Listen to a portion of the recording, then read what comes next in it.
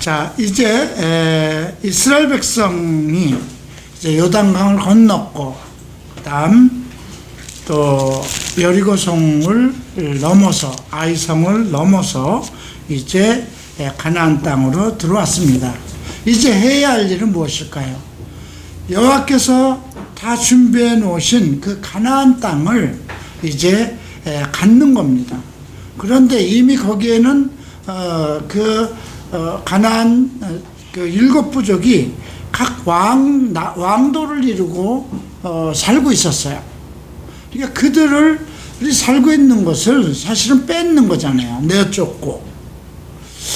어떻게 보면 하나님께서 젖과 꿀이 흐르는 땅을 주시겠다 했는데 그냥 주신 것이 아니고 전쟁을 해서 취하게끔 그렇게 하신 겁니다.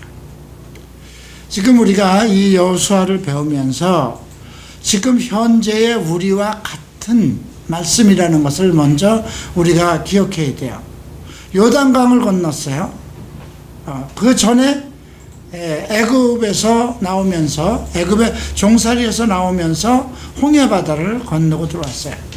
그래서 두 물을 건넜는데 하나는 홍해를 건넜고 하나는 요단강을 건넜어요. 홍해를 건넌 것, 그 부분은 우리가 모든 애굽의 종살이에서 우리의 어떤 육신의 죄, 그 소욕 가운데서 이제 벗어난, 그래서 그것은 하나의 침례로 생각하면 돼요. 그럼 요단강은 무엇이냐? 이제 우리가 광야의 모든 시험 기간이 끝나서 이제 요단강은 하나님이 주신 그 땅으로 들어간 거예요. 우리는 여러분들이 나는 광야에서 생활을 하고 있다 생각하면 안 돼요. 지금은 내 육체의 소욕에서 모든 것을 다 이기고 건너오게 하셨기 때문에 이제는 하나님께서 주신 그 기업을 물려받기 위한 전쟁이에요. 이제 그것이 무엇이냐면 결국은 내 소욕과 내 육체와의 싸움, 이렇게 보시면 되겠어요. 왜 예수를 믿어서 구원을 받았다고 했는데, 너는 하나님의 자녀라고 하는데 나는 아직도 계속해서 이렇게 세상과 싸워야 되는가? 내 육체의 어떤 만족하지 못한 것들과 어떤 정욕들과 세상 욕심들과 왜 싸워야 되느냐? 여기에서 우리가 승리를 해야만 이길 수 있고 넉넉히 하나님의 기업을 취할 수 있는 것입니다. 그런데 좀 다른 부분이 있어요. 우리가 이제 하나님의 기업을 받기 위해서는 하나님께서 모든 전쟁을 치르신다는 거예요. 그래서 이제 그 여리고성을 무너뜨린 것도 하나님께서 너희는 아무 소리 하지 마라. 아무 말도 하지 마라. 들레지도 마라. 내가 시킨 대로 해라. 예. 그렇게 해서 여리고성을 무너뜨렸고, 그 다음에 작은 성이라도 네 멋대로 하지 마라. 그것이 이제 아이성의 실패의 원이거든요. 이제 우리들도 마찬가지예요. 어떤 큰 것을 이루는 것, 주님 도와주세요. 그래서 어떤 큰 문제를 해결해요. 근데 조그만 문제는 그냥 이건 내가 하지. 그래서 항상 발뒤꿈치를 무는 사탄에게 넘어지는 거예요. 예. 사탄이 우리의 머리를 치지 못해요. 왜 그럴까요? 우리의 머리는 예수님이거든요. 그래서 항상 발뒤꿈치를 물어요. 나의 약점을 이용해요. 그래서 나의 약점과 싸울 때에 내 힘으로 하려고 안 돼요. 그래서 우리가 이제 하나님의 가나안 땅에 들어와서 하나님의 기업을 물려받기 위해서는 오로지 하나님의 말씀과 그러니까 명령에 순종하고 성령의 능력으로 취해야 된다는 것, 이것이 우리가 여호수아에서 배우는 겁니다. 일단 가나안 땅으로 들어왔어요. 모든 그들을 막고 있는 그 큰 성을 이제 넘어왔고요. 그 다음에 작은 성 아이성까지도 왔어요. 거기에서 가장 큰 문제가 있었던 건 뭐예요? 첫 번째는 하나님께서 그 성을 넘을 때 우리가 그냥 돌기만 하면, 여리고성은 돌기만 하면 됐잖아요. 그죠? 거기서 하나님의 명령대로 했기 때문에 조금 더 문제가 생기지 않았어요. 근데 아이성에서 발성됐던 건 무엇일까요? 예. 그 자기네 힘대로 하려고 했었고, 이제 또 한 가지 문제가 생긴 것이 무엇이었죠? 아간의 반역이었어요. 그죠? 절대 너희는 그 여리고성에서 아무것도 취하지 말라 이런 말씀을 했는데 왜 취하지 말라고 그랬을까요? 이스라엘 백성의 힘으로 한 것이 아니잖아요. 그건 하나님께서 다 이루신 거예요. 하나님께서 하신 일에 하나님은 절대로 사람과 함께 영광을 나누지 않는다는 거예요. 그런데 그 아간이 자기의 욕심을 이루기 위해서 시내산 그 외투와 함께 은을 훔쳤잖아요. 그걸로 인해서 사실은 그 아이성에서 그 작은 성도 이기지 못하고 결국 실패를 했어요. 우리에게 주는 교훈은 무엇일까요? 하나님께서 주시는 것에 절대로 손을 대서는 안 된다. 하나님의 것은 하나님의 것이에요. 어떤 것이 하나님의 것일까요? 주일 하나님의 것이에요. 그죠? 다른 것을 주일과 바꿀 수 없어요. 주님의 날을 다른 걸로 바꿀 수 없다는 것은 내 생활 방침에서 다른 날로 대체할 수 없다는 거예요. 그죠? 예, 교회 마찬가지예요. 예수님이 계신 곳, 하나님이 계신 집, 이것을 다른 것으로 바꿀 수 없어요. 다른 것으로 바꿨다는 건 뭡니까? 어떤 그것은 우상이잖아요. 그죠? 너의 신이 무엇이냐? 또 우리가 하나님께서 우리에게 주신 것, 물론 신약에 있어서 우리에게 어떤 11조라든가 이런 걸 강요하지 않아요. 그죠? 그런데 구약에서 언급되어 있는 11조는 신약에서는 말씀 안 하셨으니까 안 드려도 되지 않는가? 근데 그 신약에서 언급되는 헌금이라는 것은 구약보다 더 절실한 것을 요구하고 있어요. 그죠? 그래서 고린도전서 우리가 그 내용을 고린도 후서를 보면 가장 하나님이 기뻐 받으시는 은사로 표현하고 있어요. 우리가 드리는 예물, 기뻐 드리는 예물. 근데 이런 것들, 그러니까 하나님 것에 손을 대지 않는 것이 무엇인가? 내 인생에서, 내 생활 속에서 하나님과의 교제, 하나님께 드리는 것, 하나님 앞에 예배, 이것이 항상 우선순위가 되어야 된다는 거예요. 근데 그런 것을 우리가 도외시하고 세상 것에 내가 손을 먼저 댔을 때 나에게 오는 그런 부분들. 자, 오늘은 이제 11장부터 다시 이제 살펴보겠는데요. 11장 1절을 보시겠습니다. 하솔 왕 야빈이 이 소식을 듣고 마돈 왕 요밥과 시므론 왕과 악삽 왕과 및 북방산지와 긴네롯 남편 아라바와 평지와 서방들의 돌의 높은 곳에 있는 왕들과 동서편 가나안 사람과 아모리 사람과 헷 사람과 브리스 사람과 산지의 여부스 사람과 미스바 땅 헤르몬 산 아래 히위 사람들에게 사람을 보내매 그들이 그 모든 군대를 거느리고 나왔으니 민중이 많아 해변에 수다한 모래 같고 말과 병거도 심히 많았으며 이 왕들이 모여 나와서 이스라엘과 싸우려고 메론 물가에 함께 진을 쳤더라. 세상은 우리를 대적할 때 항상 연합해서 옵니다.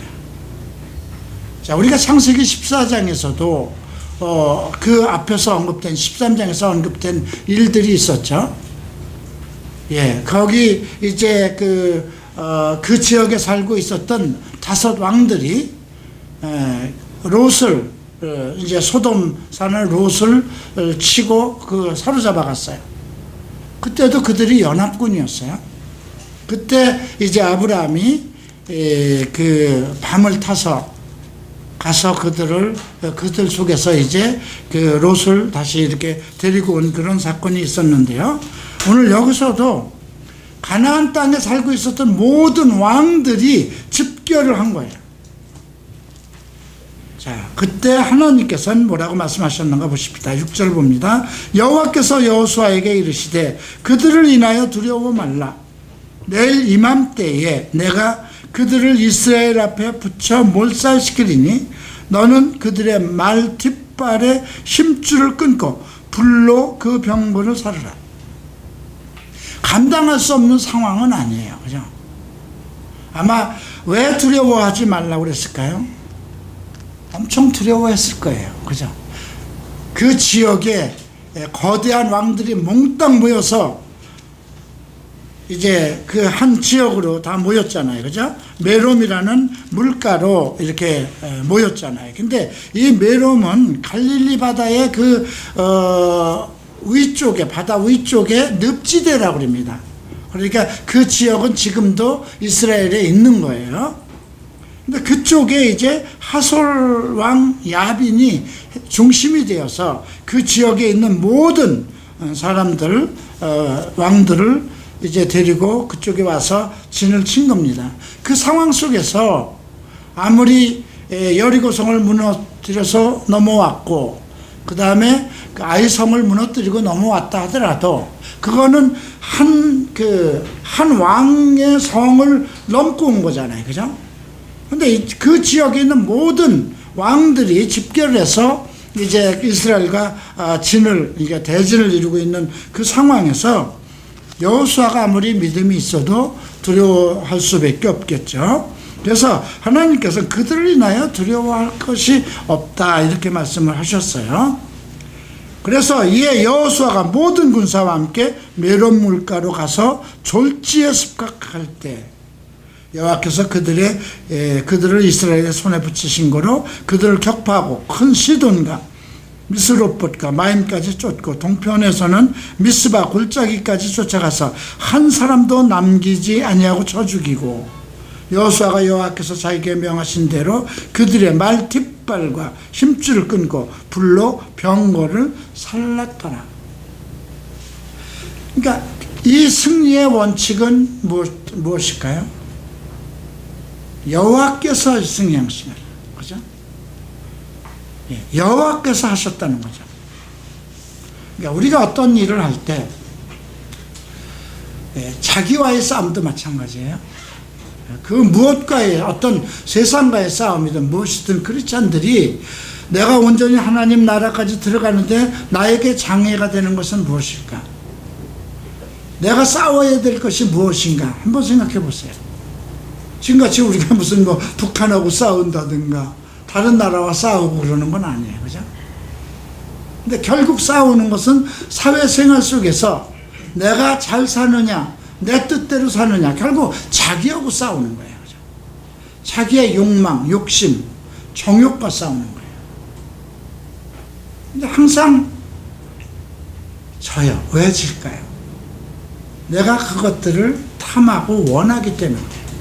세상 가운데서 내가 다른 사람들보다 잘 살고 싶고, 어떤 무엇인가 과시하고 싶고, 그런 욕망에 있기 때문에 그래요. 그래서 우리가 이런 것을 보면서 성경은 뭐라고 얘기하는가? 우리가 그래서 이제 신약을 보면, 사도서신을 보면 전부 다 모든 욕심에서 벗어나는 것, 세상의 물질에서 벗어나는 것, 그리고 자기 정욕, 욕정을 다스리는 것, 이런 것들이 오늘 이 말씀 속에서 우리가 이제 생각할 부분인데요. 근데 그 말의 뒷발에 힘줄을 끊고 불로 그 병거를 불살랐더라. 우리를 유혹하고 늘 우리에게 공격하는 그러한 존재들에 대한 것은 더 이상 나한테 역사하지 못하도록 완벽하게 끊어버려야 된다는 거예요. 그죠? 담배를 피는 사람은 아무리 귀하다 하더라도 내가 그것이 정말 두병 무슨 금장이라든가 갈책 은장으로 만든 정말 몇십만 원을 주고 사는 라이터라 하더라도 내가 가지고 있는 그 어떤 재떨이가 수정으로 만든 상당히 값이 나가는 것이라도 과감하게 그런 것을 두지 말아야 된다는 거죠. 여러분 아마 그 전에 예수를 믿지 않았을 때는 해외여행 갔다 오면 꼭 무엇을 선물로 사옵니까? 양주 2병, 담배 2보로예요. 그죠? 근데 저도 일본에서 이제 목사가 돼서 왔어요.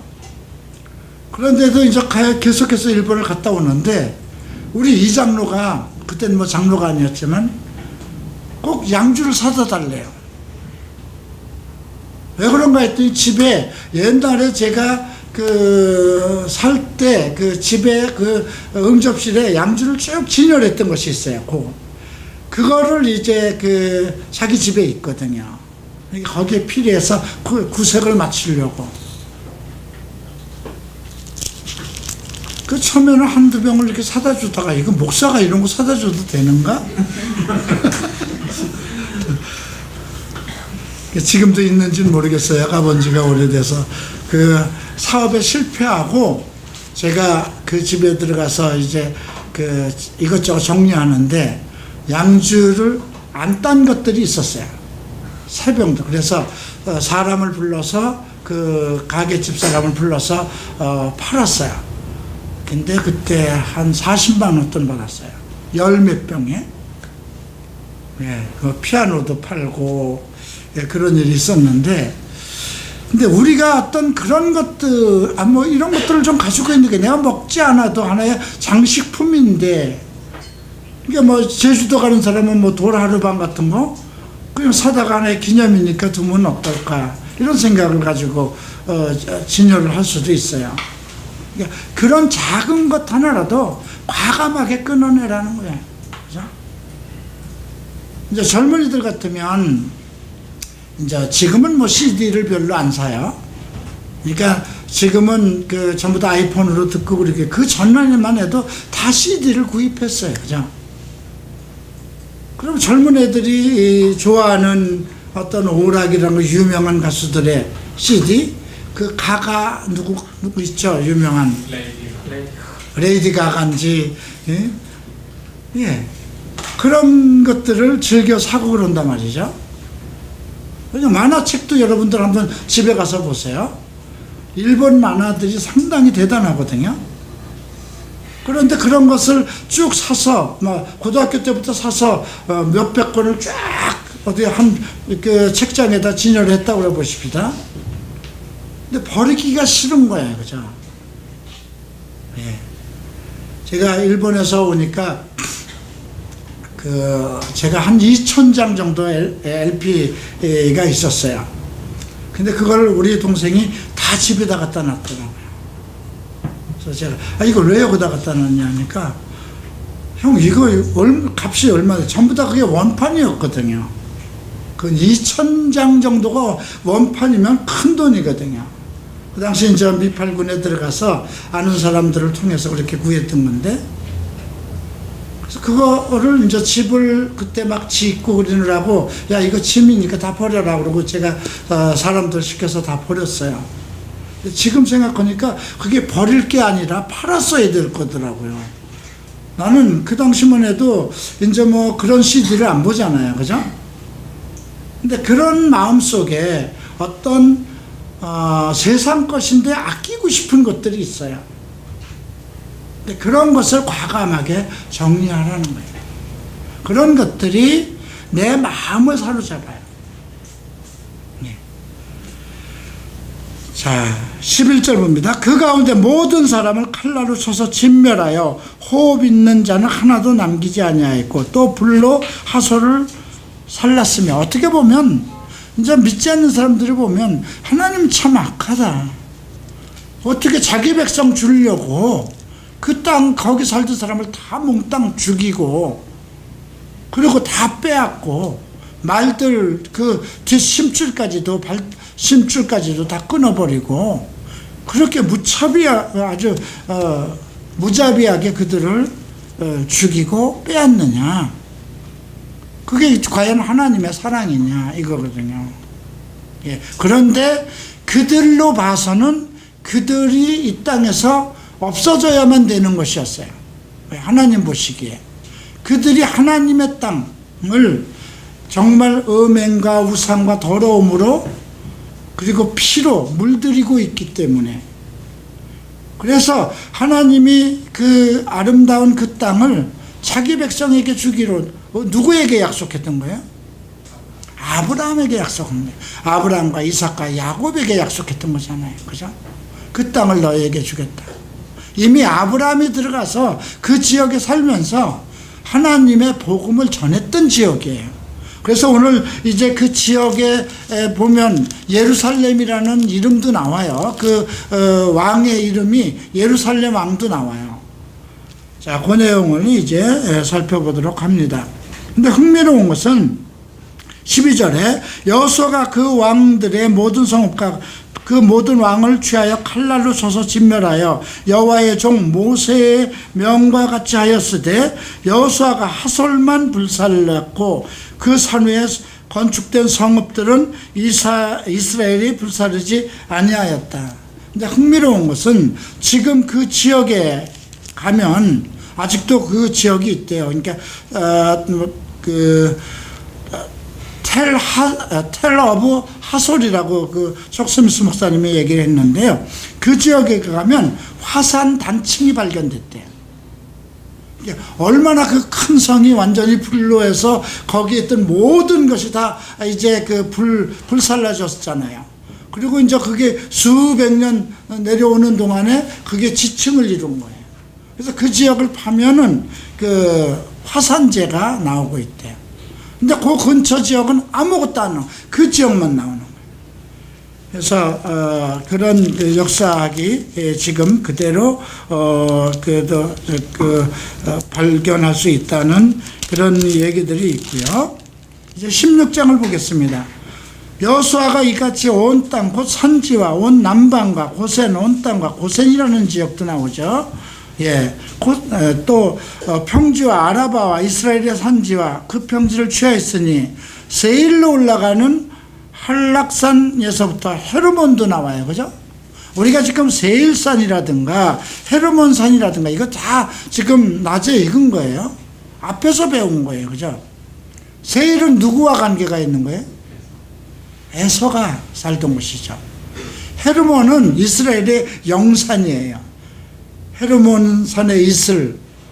그래서 그 이스라엘의 그 정기가 헤르몬산을 통해서 내려온다고 그러죠. 근데 그런 지역이에요. 이제 19절을 봅니다. 기브온 거민 히윗 사람 외에는 이스라엘 자손과 화친한 성읍이 하나도 없고 다 이스라엘 자손에게 쳐서 취한 바 되었으니, 자, 기브온 거민이 나오네요. 근데 그들이 휘윗 사람, 히윗 족속의 그 한 기브민 사람이었어요. 근데 그들은 이미 여호수아에게 와서 조금 속여서 화친을 했지만, 그래서 이스라엘 속에서 물깃는 사람, 나무 패는 그런 족속으로 계속 남아있게 되죠. 근데 그들이 아주 중요한 역할을 해요. 예루살렘이 있는 그 지역은 그 요새입니다. 그래서 어떤 그 다른 나라에서도 치러 올라가려고 해도 그 예루살렘을 못 치는 거예요. 완벽한 그 요새 속에 있어서.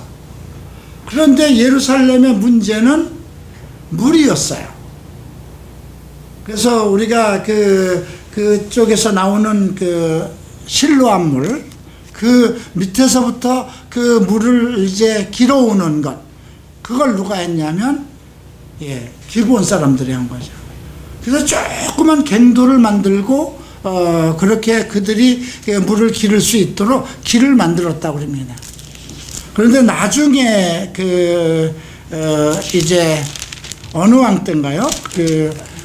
히스기야 왕 때 1700피트를 더 갱도를 만들었다고 그러죠. 그러니까 지금도 그건 가면은 그것을 발견할 수 있다고 그러죠. 이제 그런 것들을 이렇게 봤을 때, 기브온 민족이 이스라엘 백성에게 그렇게 와서 자기네들이 그 목숨을 보존하기 위해서 그 자원에서 종이 된 거잖아요. 그죠? 근데 그런 것들도 하나님의 어떤 계획에 있었던 것이다. 이렇게 볼 수 있죠. 자, 왜 그것을 오늘 우리가 19절에서 기브온 민족, 거민들, 그들은 이스라엘과 화친했기 때문에 구원을 받았지만 20절에 보면 왜 그 지역 사람들이 몽땅 죽을 수밖에 없느냐에 대한 이유가 나오는데요. 20절 보겠습니다. 그들이 마음이 강팍하여 이스라엘을 대적하여 싸우러 온 것은 하나님께서 그리하신 것이다. 우리가 바로 애굽의 왕 바로가 마음이 강팍했던 것, 이제 로마서에도 얘기를 하죠. 예. 그래서 하나님께서 어느 한 사람을 하나님께서 귀히 쓰는 그릇으로 어떤 것을 이제 그냥 천하게 쓰는 그릇으로 만들 수 없겠느냐. 그것은 이제 바로와 모세 두 사람을 놓고 이제 바울이 그렇게 증거하고 있어요. 그죠? 바로는 더 마음이 강팍해서 하나님을 대적하고 하나님의 뜻을 거스리는 자로 나타났고요. 그 다음에 모세는 긍휼한 마음을 가지고 정말 하나님의 종으로 나타났고요. 근데 지금 그 가나안 땅에 있는 모든 그 왕들이 마음이 강팍하여 이스라엘을 대적하여 싸우러 온 것은 여호와께서 그리하신 거라. 그러나 그들 속에서 구원할 사람들은 있었어요. 누가 있었나요? 개인적인 한 집안으로 얘기하면 누구였어요? 라합이었잖아요. 그죠? 라합 한 여인, 그가 비록 기생일지라도 소문을 듣고 그 요단강 건너오기 전에 그 바산옥 왕과 시은의 어떤 그들을 몰살시켰던 얘기, 그 다음에 홍해를 건너고 왔던 그 얘기, 그런 걸 듣고 우리가 간담이 선을 했다. 너희가 여기를 하나님께서 다 주실 것을 알았으니 너희가 이 땅에 들어오면 나와 우리 가족을 살려달라. 또 기브온 사람들이에요. 그죠? 근데 기브온이 작은 부족이 아니었어요. 그 왕들이 그 기브온 하나가 배반한 것 때문에 그들이 상당히 큰 부족이었기 때문에 합쳐서 이제 이스라엘을 대적하기로 한 거죠. 근데 이렇게 하나님께서는 그들 속에서 구원하기로 돼 있는 사람들은 그들 마음 속에 이제 하나님을 따르는 마음을 주시고, 그 다음에 죽이기로 작정된 사람은 이렇게 마음이 강팍해져서 대적한다는 거죠. 자, 우리도 마찬가지예요. 히브리서 4장에서 뭐라고 얘기하나요?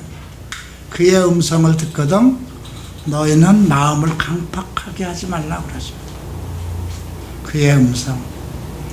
지금도 복음이라는 거는요, 우리가 복음은 복된 기쁜 소식이지만, 자, 그 복된 소식은 때로는 책망으로 올 수가 있어요. 그죠? 나를 책망하고 나를 정죄하는 걸로 올 수 있어요. 그죠? 자, 우리가 신약 이렇게 이제 사복음서나 아니면 이제 바울 서신을 보면 음행하는 자는 하나님 나라를 기업으로 받을 수 없다. 그죠? 이미 예수를 믿어서 구원받은 백성이에요. 술 취하는 자, 남색하는 자, 도둑질하는 자, 우상숭배자, 네가 나보다 더 다른 것을 사랑하고 그걸 따른다면 네가 비록 예수를 믿었어도 안 된다는 거예요. 또 그래서 우리가 고린도전서 5장을 보면 그 음행한 그걸로 교회 안에서 그것을 끊어내지 못한 걸로 인해서 사탄에게 던져버렸다고까지 하죠. 이런 문제들이 우리가 생각할 때 어떤 책망이 들어오든가 어떤 문제가 나에게 닥치게 되면 강팍하면 안 된다는 거예요. 그죠? 아, 잘못했구나 했으면 내가 모든 걸 잘못했다 했을 때 그냥 주님 잘못했습니다. 그냥 회개하면 되는 거예요. 그죠? 예, 우리가 그 복음 안에서 그리스도의 용서와 축복을 받을 수 있는 건 그냥 회개하는 걸로 끝나는 거예요. 어떤 죄를 졌든지 간에. 근데 이들은 마음에 강팍하여서 이스라엘과 대적하여 싸우러 온 것은 여호와께서 그런 마음을 줬다는 거야. 가끔 여러분들이 부모들이나 어떤 교회 안에서 어떤 강팍한 마음이 생길 때 그때 자기를 다스려야 돼요. 예. 근데 그 더 강팍한 마음을 갖게 되면 어떻게 될까요? 한참 가게 돼요.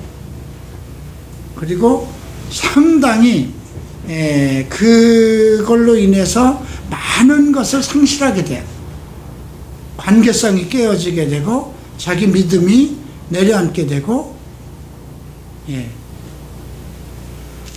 자, 왜 그랬을까요? 왜 하나님께서 그들을 강팍하게 하셨을까요? 20절 그 뒷절을 보면 그들로 저주받은 자가 되게 하여 은혜를 입지 못하게 하시고 여호와께서 모세에게 명하신 대로 진멸하라 하심이라. 네. 이런 부분은 오늘날 우리도 강팍해서는 안 되겠구나.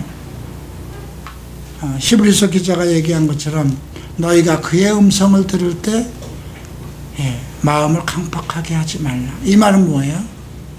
우리가 때로는 우리를 위하는 복음의 말씀을 들을 때, 나를 위하는 책망의 말씀을 들을 때 마음이 강팍해져서 분노를 한다는 것이죠. 자, 23절을 봅니다. 이와 같이 여호수아가 여호와께서 모세에게 이르신 말씀대로 그 온 땅을 취하여 이스라엘 지파의 구별을 따라 기업으로 주었더라. 그 땅이 전쟁이 그쳤다. 지금 23절은요 19장까지에 있는 모든 것을 총괄해서 이 한 절에서 다 설명한 거예요. 그러니까 성경은요 순서대로 기록된 건 아니에요. 그리고 지금 12절부터 또다시 설명을 해요. 이스라엘 백성이 그 후에 땅들을 어떻게 논아 가졌는가를 이제 설명을 해요. 근데 23절에서는 그 이스라엘 지파의 구별을 따라 기업으로 주었더라 했고 그 땅이 전쟁이 끝쳤다. 완전히 완결된 상태를 11장 23절에서 언급하고 있죠. 그래서 12장 23절 속에는 이제 가나안 땅의 모든 전쟁이 끝난 그 상황을 예고한 것이라고 보면 되겠습니다. 자, 이제 12장을 보겠습니다. 자, 이스라엘 자손이 요단 저편 해 돋는 편 곧 아르곤 골짜기에서 헤르몬 산까지의 동방 온 아라바를 점령하고 그 땅에서 쳐 죽인 왕들은 이러하니라. 누굴까요? 예, 아모리 사람 왕 시온입니다. 또 하나는 누굴까요? 4절에 보면 르바의 남은 족속으로서 아스다롯과 에드레이에 거하던 바산 왕 옥, 이 두 왕의 이름이 계속 나와요. 그 지역에, 그러니까 요단강 건너오기 전에 있던 그 지역에 아주 막강한 세력을 가지고 있었던 두 왕이 있었어요. 그것이 하나는 시온이고 하나는 바산 왕 옥이었어요. 그런데 이들을 이제 완전히 멸하고 그 지역은 누구에게 줬나요? 모세에게 그 자원했던 그 사람들이 있어요. 그것이 이제 6절에 나오는데요. 모세의 종 모세와 이스라엘 자손이 그들을 치고 여호와의 종 모세가 그 땅을 르벤 사람과 갓 사람과 므낫세 반지파에게 기업을 주었더라. 그러니까 요단강 건너편이에요. 예. 그리고 이제 요단강 건너온 사람들 중에 이제 9지파 반이 이제 건너와서 그 땅을 이제 분배받게 되는 거죠. 자, 8절을 보겠습니다. 산지와 평지와 아라바와 경사지와 광야와 남방 곧 햇사람, 아모리 사람, 가나안 사람, 브리스 사람, 히위 사람과 여부스 사람의 땅, 그 땅에 31왕의 모든 지배하던 땅들을 완벽하게 쳐서 이제 이스라엘 민족이 거하게 된 거예요. 여기 쭉 보면 9절에 보면 여리고 왕이 나오죠. 여리고 성을 제일 먼저 무너뜨렸어요. 예, 그 다음에 베델이라는 이름도 나오고, 베델 곁에 아이 왕이었어요. 그죠? 베델도 익숙해요, 우리 귀에. 그 다음에 10절에 보면 예루살렘 왕이 나오고 헤브론 왕도 나오네요. 헤브론도 우리 귀에 익숙해요. 아브라함과 이삭과 야곱이 항상 헤브론을 지배하고 그곳에서 하나님을 만나던 곳이에요. 자, 쭉 내려와서 24절에 보면 마지막에 이제 하나는 다르사 왕이라 도합 30일 이스라엘 백성이 군사적으로 완벽하게 훈련된 그런 부족도 아니에요. 그죠? 이스라엘 12부족은. 그리고 많은 무기를 가지고 있었던 것도 아니에요. 병마를 가지고 있었던 것도 아니에요. 이렇게 그 지역에 뿌리를 내리고 있었던 31왕, 거대한 그 왕들을 어떻게 이길 수 있었는가? 하나님께서 주시기로 작정을 했기 때문에. 그 앞에서 얘기한 것처럼 그 라합이라든가 기브온 민족과 같이 그들이 정말 이스라엘 민족에게 대적 안 하고 그들에게 와서 스스로 순종해서 구원을 받을 사람을 외에는 그들 마음속에 저런 왜 우리가 굴러온 돌에게 박힌 돌이 뽑혀야 돼 하는 심정으로 강팍한 마음을 갖게 하나님께서 하시고 그들이 대적하게 하시고 하나님께서는 그들에게 이스라엘 백성에게 승리할 수 있는 능력을 주셨다는 거예요. 자, 그때는 이스라엘 백성은 12부족으로 이루어져 있지만 왕의 국가가 아니었어요. 그죠? 지금 우리가 어떻게 해야 될까 이런 것도 생각해 봐야 돼요. 그죠? 세상과 싸워서 이길 수 있는 힘. 그래서 전쟁은 여호와에게 속한 것이라 이렇게 얘기하는 거죠. 지금도 마찬가지예요. 지금 이것은 실질적으로 하나님의 나라, 하나님이 주신 기업을 물려받기 위한 그 땅을 차지하기 위한 것이지만 지금도 우리가 똑같아요. 이제 예수님이 오실 때 이 세상이 주님 거잖아요. 그죠? 그리고 우리가 이미 예수를 믿어서 온전고 거룩하게 되어서 이제 주님 앞에 설 수 있는 사람들과 이 땅에서 1000년 동안 왕노릇 한다는 것이죠. 근데 이 세상은 누가 다 꾸며놨을까요? 세상 사람들이 다 꾸며놓은 거잖아요. 그죠? 물론 우리가 계시록을 지금 공부하지만 그렇게 파괴되고 그렇게 땅의 3분의 1 바다의 3분의 1 그렇게 파괴하고 그 엄청난 지진으로 해서 온 전 세계가 파산됐는데 그 땅을 주시면 우리는 어디서 사나 그런 걱정도 1000년 동안을 그렇게 다 망한 땅을 주면 그게 무슨 복일까? 그것만 새로 치우고 새로 짓기만 해도 1000년 걸리겠네 그런 생각도 들어요. 그런데 하나님께서 다 하실 것 같아요. 네.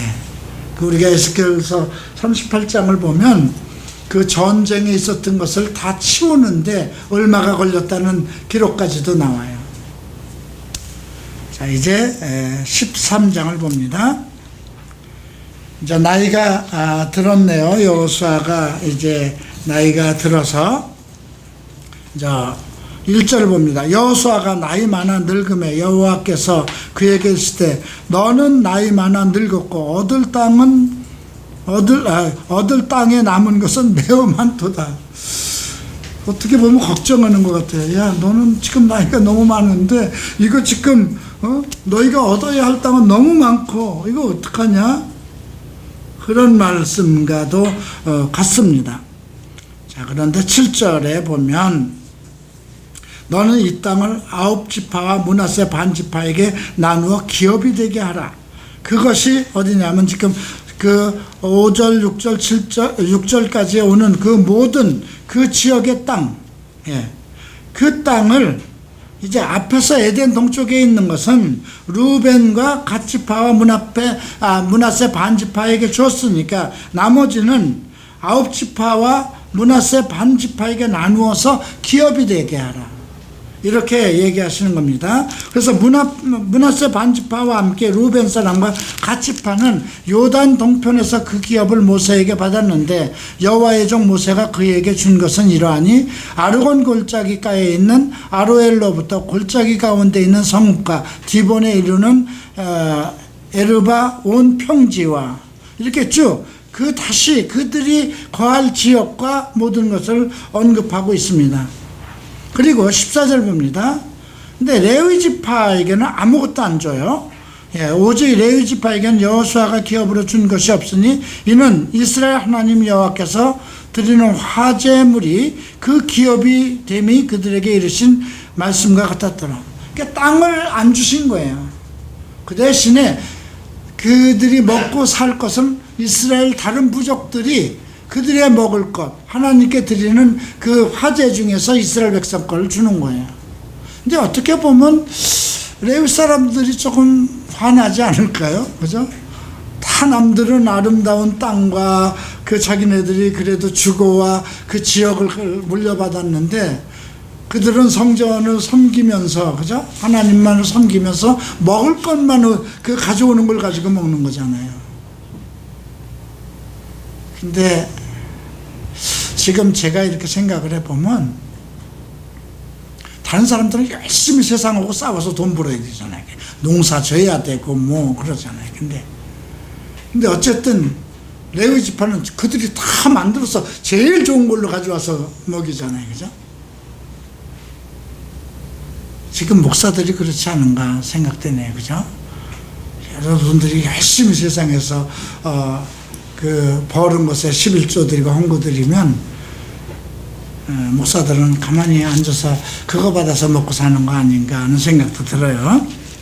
어쨌든 하나님께서 그렇게 정하셨는데 이 이야기가 또 어디에서 나오냐면 33절 보세요. 오직 레위 지파에게는 모세가 기업을 주지 아니하였으니 이는 그들에게 말씀하심과 같이 이스라엘 하나님 여호와께서 그 기업이 되기 때문에 하나님 자체가 기업인 거예요. 그러니까 이렇게 생각하면 참 복된 거 아니에요? 다른 사람들은 땅을 기업으로 받아서 그걸 가꾸어야 되고 거기서 농사를 져야 되고 거기 소산물을 먹어야 돼요. 그런데 레위 지파는 하나님의 기업이에요. 하나님 그 자체가. 그래서 하나님을 섬기는 일로 그들의 인생들 삶이 보장되는 거예요.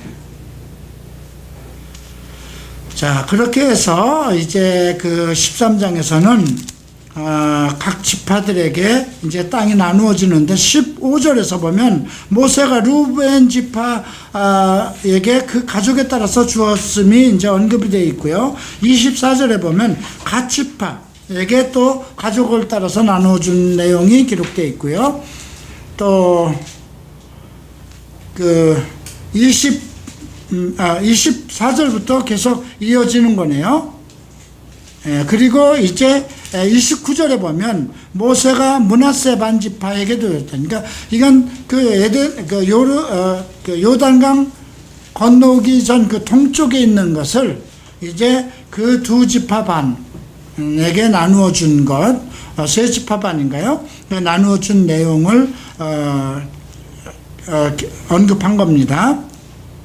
자, 이제 가장 오늘 우리가 공부할 내용 중에서 가장 중요한 핵심이 되는 내용들, 이것은 14장과 이제 15장에서 볼 수 있습니다. 자, 1절 봅니다. 이스라엘 자손이 가나안 땅에서 취한 기업 곧 제사장 엘레아살과 눈의 아들 여호수아와 이스라엘 자손 지파 족장들이 분배한 것이 아래와 같다.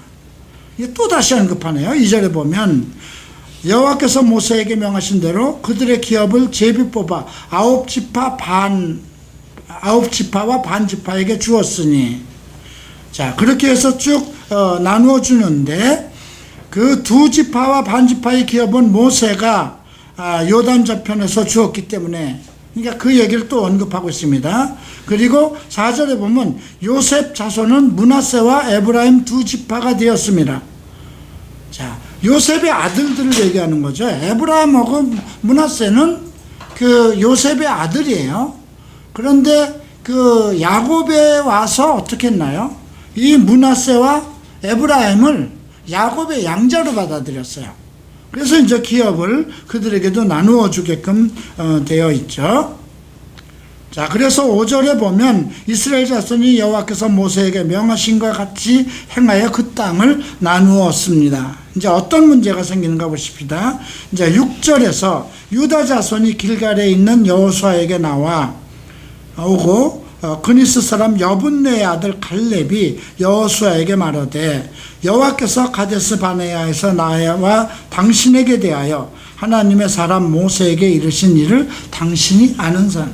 그러니까 갈렙과 여호수아만 여기 들어왔어요. 나머지는 다 어떻게 됐어요? 광야에서 다 죽었어요. 그죠? 여호수아와 갈렙만 들어온 거예요. 그리고 나머지는 광야에서 난 사람들이에요. 여호수아와 갈렙은 애굽에서 나온 사람 중에 딱 2사람만 들어오고 나머지는 다 죽은 거예요. 광야에서 난 사람들만 들어온 거죠. 이제 내 나이 40세에 여호와의 종 모세가 이제 그 얘기를 지금 하는 겁니다. 가데스 바에서 나를 보내어 이 땅을 정탐케 함으로 내가 마음에 성실한 대로 그에게 보고하였고 나와 함께 올라갔던 내 형제들은 백성의 간담을 높게 하였으나 나는 나의 하나님 여호와를 온전히 쫓았다. 다른 사람들은 그 아낙 자손을 보고 우리는 올라가면 그들의 밥이 될 것이다 해서 그 우리 백성들, 이스라엘 백성들을 간담을 서늘하게 했는데 나는 그러지 않았다. 나는 여호와를 온전히 쫓았다. 나는 마음의 성실한 대로 보고했다는 거예요. 예. 자, 이거는 무엇을 얘기하는 걸까요? 그냥 온전한, 정말 마음에 따라서 자기는 온전한 마음의 성실함을 따라서 그대로 하나님께 충성한 것을 언급하고 있는 거죠.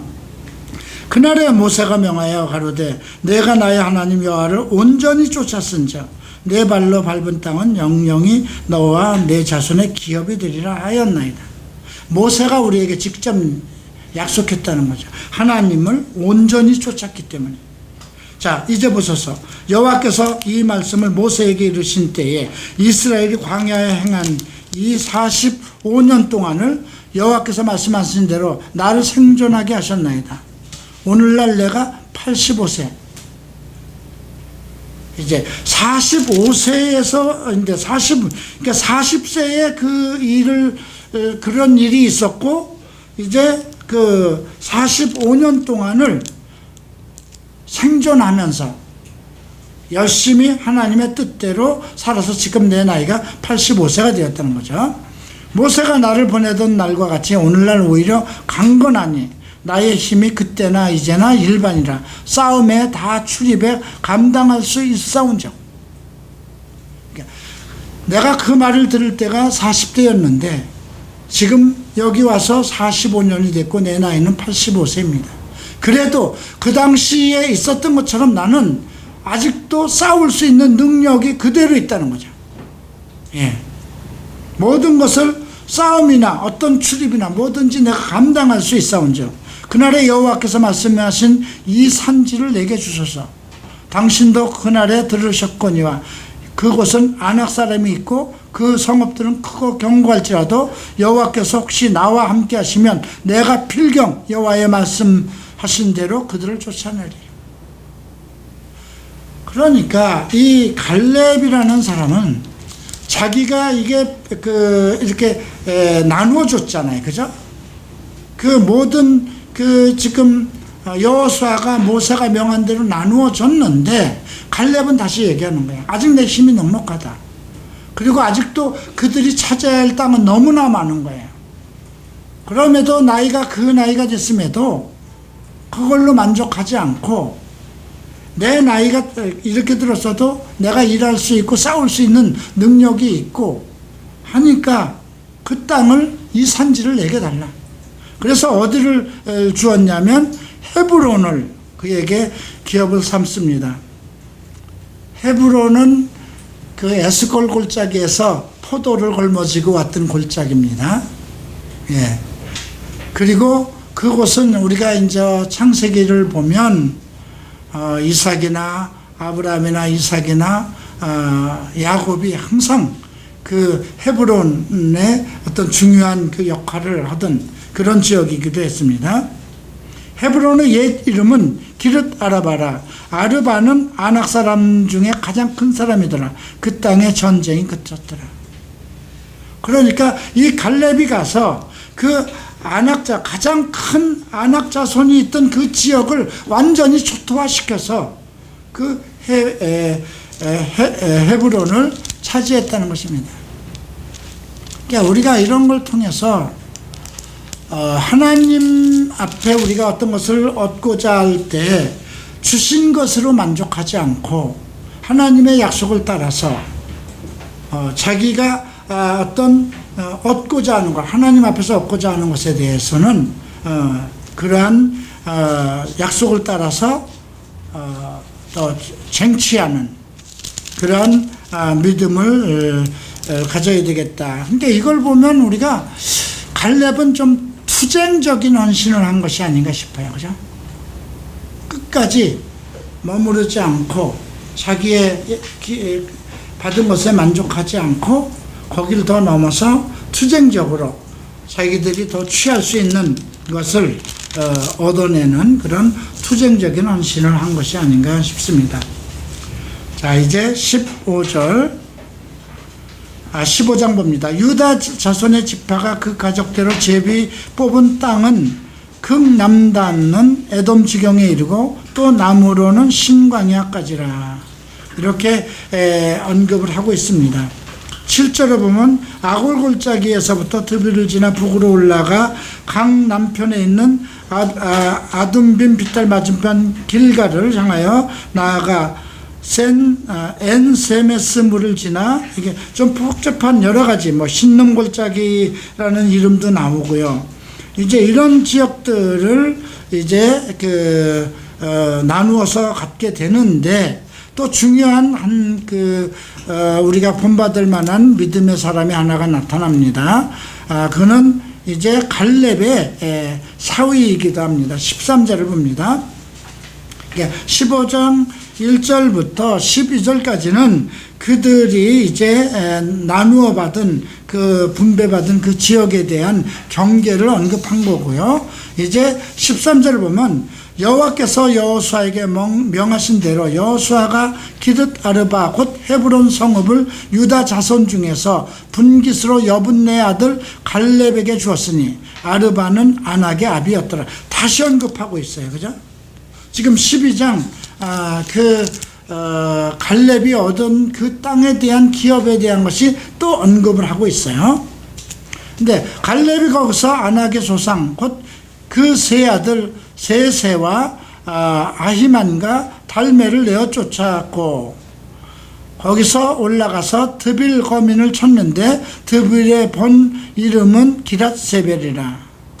자, 그 나이에도 85세가 돼서 남들은 다 쉬고 있는 걸로 그냥 만족하고 있을 때인데도 그 갈렙은 모세에게 명하신 그 지역, 그리고 자기가 눈으로 보고 온 에스골 골짜기에 그 아름다운 지역에 아낙 자손이 사는 것에 대해서 그걸 용납하지 않은 거예요. 예, 그것을 우리에게 주신다고 약속을 하셨으니까 그냥 거기를 그냥 완전히 초토화해서 하나님께서 주신 것이니까 끝까지 거기까지 이제 갖고자 하는 그런 소망을 가지고 결국 이제 어떤 일을 했는가 보십시다. 자, 16절에 보면 갈렙이 말하기를 기랏세벨을 쳐서 그것을 취하는 자에게 내가 내 딸 악사를 아내로 주리라 하였더니, 근데 이제 그나스의 아들, 그러니까 갈렙의 아우가 온니엘이 그것을 취했어요. 근데 그 악사가 대단했던 모양입니다. 그 갈렙의 딸 악사가 아마 큰 인물이었던가 봅니다. 근데 이제 악사가 출가할 때에 자기 남편 온니엘에게 얘기를 합니다. 자기 아비에게 밭을 구하자 하고, 여보, 아버지는 나름대로 자기가 어떤 그 마음에 품고 있는 것을 다 취했는데 이제 그걸 좀 달라고 하십시다. 그래서 밭을 구하자 하고 나귀에서 내림에 갈렙이 그에게 묻되 내가 무엇을 원하느냐. 자, 이제 온니엘이 뭐라고 얘기하는 거 보십시다. 가로되 내게 복을 주옵소서. 아버지께서 나를 남방 땅으로 보내시오니 샘물도 내게 주옵소서 하며 갈렙이 윗샘과 아랫샘을 그에게 주었더라. 우선 복을 달라는 건 무엇일까요? 딸이지만 갈렙 자기 아버지의 어떤 장자권을 요구하는 것입니다. 샘물도 나에게 주옵소서. 이렇게 쟁취적인 헌신 앞에서 정말 갈렙은 투쟁적인 어떤 충성을 한 거죠. 끝까지 하나님의 말씀대로 자기가 얻을 것에 대해서는 완벽하게 얻는 그런 투쟁적인 정신을 가지고 있었고요. 그 다음에 악사의 남편 온니엘의 경우는 그 자기에게 올 모든 것 정말 얻기 위해서 최선을 다하는 그런 것들을 볼 수가 있습니다. 그리고 쭉 여기서 한번 우리가 살펴볼 것은 사사기 1장입니다.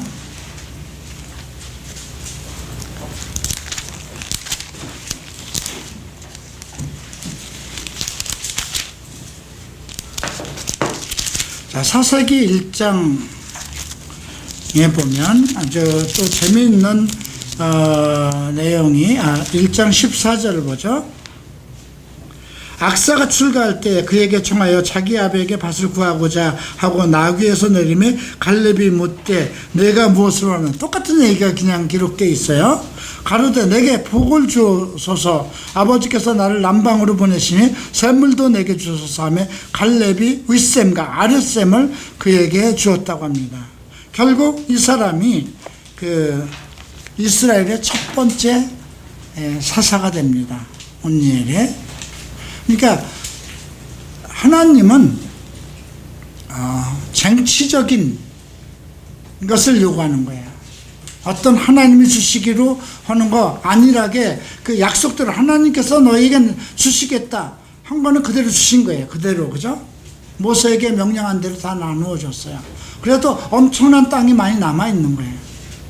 그러나 그걸로 만족하고 끝날 것인가? 아니면 하나님께서 허락한 것은 내가 다 찾겠다는 그런 쟁취적인 그런 믿음을 가지고 있느냐. 또 자원에서 어떤 그 하나님께서 내게 주신 기업을 얻기 위해서 자원에서 투쟁을 할 것이냐. 이제 이런 부분을 우리가 배울 수가 있죠. 이제 16장부터 19장까지는 9지파 반이 어떻게 땅을 논아 가졌느냐 이 내용인데요. 요거는 중요한 게 아니니까 오늘 19장까지 마저 끝을 냅니다. 중요한 부분만 살펴보겠습니다. 16장을 보시겠습니다. 그런데 15장 63절 보죠. 예루살렘 거면 여부스 사람은 유다 자손이 쫓아내지 못하였으므로 여부스 사람이 오늘까지 유다 자손과 함께 예루살렘에 거하니라. 이것은 엄청나게 나중에 예루살렘에까지 와서 기온 그 지역을 지키면서 실로암에서 물을 길어 올리는 중요한 역할을 하죠. 예. 자, 이제 16장을 봅니다. 요셉 자손이 제비 뽑은 것은 여리고 곁 요단 곧 여리고 물 동편 방향에서부터 나아가 여리고로 말미암아 올라가서 산지를 지나 베들레에 이르고, 다 우리가 참 이렇게 입에 이렇게 눈에 익은 베델도 여기서 나오고요. 2절에 보면 베델로부터 루스로 또 나오죠. 루스라는 이름인 쓰다라는 뜻인데 옛 이름이 베델이라고, 이것은 우리가 창세기 28장 이런 데를 보면 또 나오는 이름입니다. 자, 그래서 요셉 지파는 그 므낫세 지파와 그 에브라임 지파로 이렇게 나누어지는데 5절에서 에브라임 자손들이 그 가족 뜻대로 얻은 것이 언급되고 있고요. 그래서 16장은 요셉 지파 중에서 이제 에브라임 자손이 얻은 그 땅의 지역을 언급하고 있습니다. 이제 17장을 봅니다. 먼저 므낫세 지파를 위하여 제비 뽑은 그 지역을 언급하고 있고요. 여기서도 아주 특별한 일이 나옵니다. 그 3절에 보면 헤벨의 아들 길르앗의 손자 마길의 정선 므낫세의 현손, 므낫세의 자손 중에서 슬로브앗의 아들이 없고 딸뿐이었어요. 그러니까 자식이 없으면 이게 이제 문제잖아요. 그 아들만이 그 기업을 물려받는데 그랬더니 딸들이 나가는 거예요. 자, 그들이 뭐라고 하는가 보십시다. 4절. 그들이 제사장 엘리야살과 눈의 아들 여호수아와 방백들 앞에 나아가 말하기를 여호와께서 모세에게 명하사 우리 형제 중에서 우리에게 기업을 주라 하셨다 하며 여호와의 명령을 따라 그들에게 기업을 그 아비 형제 중에서 주므로, 자, 동편 요단 길앗 바산 외에 므낫세에게 10분깃이 돌아갔으니 므낫세의 여손들이 그 자손 중에서 기업을 얻은 까닭이었으며 길앗 땅은 므낫세의 남은 자손에게 속하였더라. 결국 그 여자에게도 땅을 상속하는 법을 또 만들어 놓는 거예요. 그러니까 남자 중심으로 모든 게 이어졌지만 그 아들이 없었을 때는 그 딸들도 상속을 받을 수 있도록 이것이 이제 제정됐던 것을 알 수가 있고요.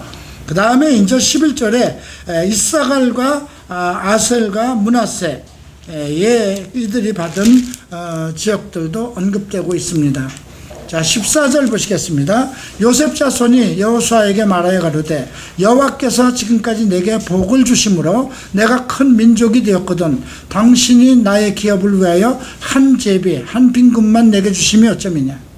자, 요셉 자손도 아주 욕심이 많네요. 앞에서 유다 지파인 그 갈렙과 또 누구죠? 그 사위인 온니엘이 정말 챙치적으로 어떤 걸 얻어내는 것을 보고 이제 그 요셉 지파 사람들도 이제 그 뭔가 얻고자 하는, 우리가 지금 그냥 제비만 뽑아서 얻을 거 이거 불쌍하다. 이렇게 땅이 많은데 결국 이걸로 만족해야 되겠습니까? 이렇게 얘기를 한 거죠. 근데 15절 봅니다. 여호수아가 그들에게 내가 큰 민족이 되므로 에브람 산지가 내게 너무 좁을진데 브리스 사람과 르비임 사람의 땅 산림으로 올라가서 스스로 개척하라. 자, 이제 몇 가지 우리가 재미있는 말들을 발견할 수 있죠.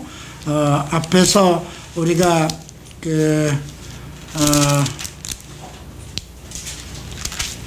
갈렙이 언급했던 것, 이 땅을, 이 산지를 내게 주소서, 그죠? 이 산지를 내게 주소서 하고 여호수아에게 요청을 해서 결국 얻습니다. 그 다음에 그 사위 온니엘, 갈렙의 딸 악사의 남편 온니엘은 내게 복을 주시고 샘물도 주세요. 또 오늘 그 므낫세 지파의 그 정손 슬로보앗의 딸들이 우리 남자 형제들 없어도 우리에게 당연히 우리 지파에게 줄 거 주세요 요구하는 겁니다. 그리고 요셉 자손은 우리 지금 부족이 너무 커요. 요 땅 받고 만족할 수 없어요. 그랬더니 뭐라 그럽니까? 개척하라. 그리고 이제 16절을 보면 스스로 가서 개척하라고 그러는데 요셉 자손이 가로되 이 산지는 우리에게도 넉넉지도 못하고 골짜기 땅에 거하는 가나안 사람들에게는 벳산과 그 향리에 거하든 자든지 이스라엘 골짜기에 거하든지 다 철병거가 있나이다. 여호수아가 다시 요셉의 족속 곧 에브라임과 므낫세에게 일러 가로되 너는 큰 민족이여 큰 권능이 있은즉 한 분깃만 가질 것이 아니라 그 산지도 내 것이 되리니 비록 살림이라도 내가 개척하라. 그 끝까지 내 것이 되리라. 가나안 사람이 비록 철병거를 가졌고 강할지라도 내가 능히 그를 쫓아내리라. 근데 요셉의 지파는 이제 너무 사람이 많은데 자기들이 받은 지역이 너무 적으니까 우리는 이거 가지고 안 되니까 더 달라 그랬어요. 그랬더니 너희가 저 그 산지가 있으니까 올라가서 개척해 그랬더니 아니 거기는 안악사손이 있고 철병거가 있는데 우리가 무슨 힘으로요? 그랬더니 이제 여호수아가 얘기하는 넌 큰 민족 아니야. 그러니까 너희에게 그런 힘을 줄 거니까 거기가 비록 산림이고 산비탈이고 개척하기 힘들지라도 너희가 가라. 이렇게 해서 그 철병거를 가지고 상대가 강할지라도 내가 능히 그를 쫓아낼 것이다. 그러니까 중요한 건 무엇이냐면 개척 정신이 있느냐 이거예요. 오늘 지금 우리가 지금 14장, 15장, 16장 쭉 오면서 발견할 수 있는 건 무엇일까요? 하나님 안에서 얻고자 하는 소망을 가지고 있느냐 이거예요. 이 선지를 내게 주세요. 네. 그런 욕망을 가지고 개척 정신이 없으면 못하는 거예요. 아유 그냥 이걸로 만족하지. 미국의 갈보리 채플에 코스타메사 갈보리 채플이 생기고 척스미스 목사님이 해서 엄청 부흥이 됐어요. 근데 그 제자들이 개척 정신이 없었으면, 그 12명의 제자들이 개척 정신이 없었으면 오늘날 갈보리 채플을 이루지 못했어요. 그죠? 근데 가만히 요즘 한국 교회를 보면, 대형 교회를 봐요. 더 나아가서 개척할 생각은 안 해요. 그리고 그 안에서 기업을 물려받으려고 그래요. 그죠? 자기 아들들이, 부목사들이. 그래서 계속 싸워요. 계속 분쟁이 일어나고 분열이 되고 그래요. 근데 나가서 개척 정신을 가지면 어떻게 될까요? 저도 만약에 우리 교회가 앞으로 100명, 200명, 300명 됐을 때 그때를 생각해 봅니다. 제가 이태원에서 교회를 개척하고 2년 반 만에 문을 닫고 한남동 지역에 내려오면서, 그리고 다시 복음서를 공부하면서 깨달은 것은, 아, 한남동 지역에서 내가 이게 잘못 내려왔구나. 아이, 강남으로 가야 되는 거였구나.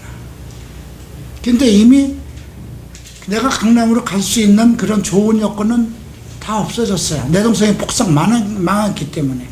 나를 지원해 줄 수 있는, 그때만 해도 이태원에다 내 교회를 개척할 때만 해도 그냥 처음부터 내가 강남에서 교회를 개척해야겠다고 그랬으면 충분했어요. 근데 이태원에서 실패하고 또 한남동에 와서, 근데 복음서를 쭉 이렇게 보다 보니까 그 어떤 게 생각났냐면, 예수님께서 어디에서 제2고향을 삼았나요? 가버나움이에요. 내가 이태원이라는 것은 예수님께서 그 예수님의 그 고향이다, 그런 생각을 가지고 근데 나중에 성경을 복음서를 보니까 자기 고향에서는 선지자 소리를 들을 수 없다는 거예요. 그죠? 내가 이태원에 가서 내가 거기서 죄를 많이 짓고 정말 10여 년 동안 악행을 많이 했으니까 이태원 사람들을 구원해야 되겠다. 근데 정말 과거에 나를 잘 알던 사람도 먼 발치에서 나 보고 피해가요. 그러니까 모든 지혜를 성경에서 얻었어야 돼요. 제가 일본에서 있었을 때는 구약에 심취되어 있었어요. 창세기부터, 예언서에서부터. 그리고 이제 한국에 돌아와서 복음서에, 그것도 복음서를 언제 보기 시작했냐면 할 일이 없었어요. 이제 한남동에 와서 교회는 안 되고, 그래서 공부나 하자, 성경 공부나 하자 해서 시작했을 때 복음서를 떨기면서 보면서 가버나움이네. 자기 고향에서는